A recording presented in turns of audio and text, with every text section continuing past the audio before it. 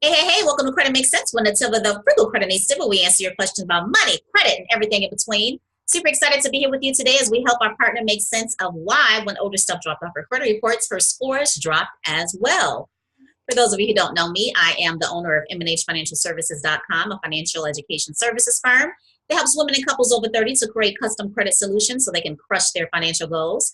Also on the bomb.com online financial literacy school, Credit on Fire Academy, that teaches the students how to master their money, destroy their debts, soar their credit scores so they can leverage it to create wealth. Let's get started.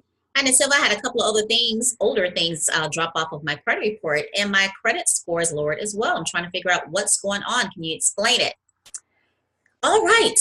FICO loves antiques. It likes old stuff. But since your old stuff was closed, what happened is you had, well, first let's go over the 5 points of the FICO scoring model, right? You got payment history, amount owed, which is where your utilization is housed. You have length of age, which is where your older account fell into. You also have rather credit mix and new credit, right?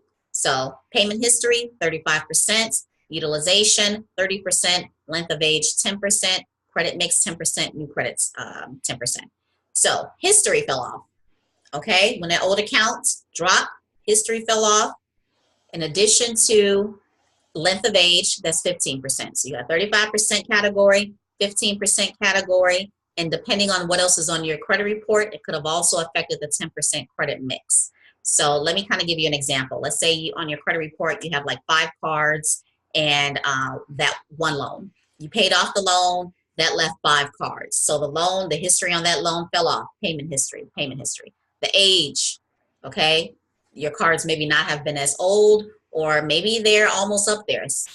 I don't know what's going on with your credit file, but let's say, the age that affected it, that old account dropped off. Credit mix, you no longer have a credit mix, you just have your 5 credit cards that are left. So it affected those 3 categories. Now, when I mention percentages, that doesn't mean you get all of the available credit. That's, all of the 35%, all of the 30% that's available. That's going to depend on what else is reporting on your credit, how much of that percentage is going to affect your own particular scores. But essentially, the reason why it dropped your scores is because of what else is remaining. You lost history. But if you had other accounts with long-standing history as well, it would have been nominal. I had an account, oh my gosh, it was super old, that fell off last year, and I think my scores dropped like 4 points. So I always tell people to really assess what's going on with the age, the payment history, and all of that good stuff so that the drop won't be as significant.